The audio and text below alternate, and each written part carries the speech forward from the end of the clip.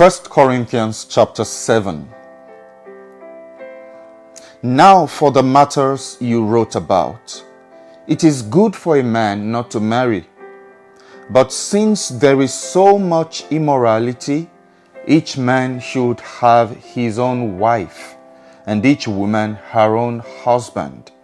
The husband should fulfill his marital duty to his wife, and likewise the wife to her husband. The wife's body does not belong to her alone, but also to her husband. In the same way, the husband's body does not belong to him alone, but also to his wife. Do not deprive each other except by mutual consent and for a time, so that you may devote yourselves to prayer. Then come together again, so that Satan will not tempt you because of your lack of self-control. I say this as a concession, not as a command. I wish that all men were as I am, but each man has his own gift from God. One has this gift, another has that. Now to the unmarried and the widows I say, it is good for them to stay unmarried as I am. But if they cannot control themselves, they should marry, for it is better to marry than to burn with passion. To the married I give this command, not I, but the Lord. A wife must not separate from her husband. But if she does, she must remain unmarried, or else be reconciled to her husband. And a husband must not divorce his wife. To the rest I say this, I, not the Lord. If any brother has a wife who is not a believer, and she is willing to live with him, he must not divorce her. And if a woman has a husband who is not a believer, and he is willing to live with her, she must not divorce him. For the unbelieving husband has been sanctified through his wife, and the unbelieving wife has been sanctified through her believing husband. Otherwise your children would be unclean, but as it is, they are holy. But if the unbeliever lives, let him do so. A believing man or woman is not bound in such circumstances. God has called us to live in peace. How do you know, wife, whether you will save your husband? Or how do you know, husband, whether you will save your wife? Nevertheless, each one should retain the place in life that the Lord assigned to him, and to which God has called him. This is the rule I lay down in all the churches. Was a man already circumcised when he was called? He should not become uncircumcised. Was a man uncircumcised when he was called?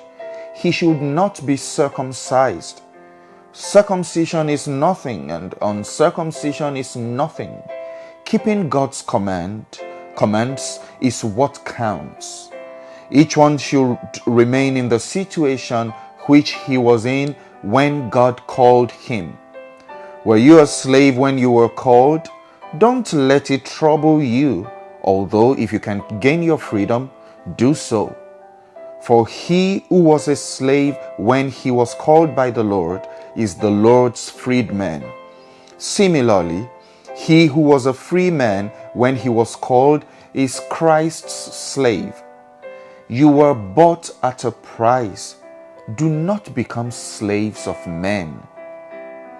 Brothers, each man, as responsible to God, should remain in the situation God called him to. Now about virgins, I have no command from the Lord, but I give a judgment as one who by the Lord's mercy is trustworthy.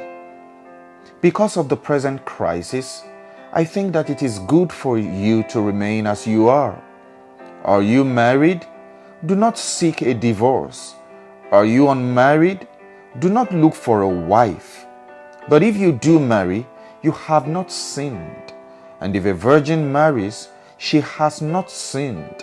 But those who marry will face many troubles in this life, and I want to spare you this. What I mean, brothers, is that the time is short. From now on, those who have wives should live as if they had none, those who mourn as if they did not, those who are happy as if they were not, those who buy something as if it was not theirs to keep, those who use the things of the world as if not engrossed in them. For the world in its for this world in its present form is passing away. I would like you to be free from concern. An unmarried man is concerned about the Lord's affairs, how he can please the Lord. But a married man is concerned about the affairs of this world, how he can please his wife.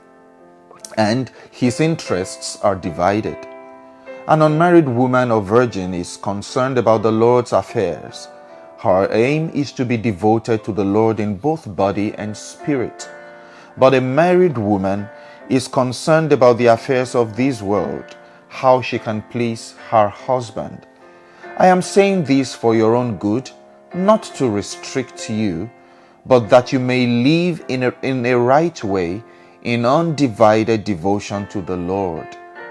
If anyone thinks he is acting improperly toward the virgin he is engaged to, and if she is getting along in years and he feels he ought to marry, he should do as he wants. He is not sinning. They should get married. But the man who has settled the matter in his own mind, who is under no compulsion but has control over his own will, and who has made up his mind not to marry the virgin, this man also does the right thing. So then, he who marries the virgin does right, but he who does not marry her does even better. A woman is bound to her husband as long as he lives, but if her husband dies, she is free to marry anyone she wishes, but he must belong to the Lord. In my judgment, she is happier if she stays as she is, and I think that I too have the Spirit of God. Amen.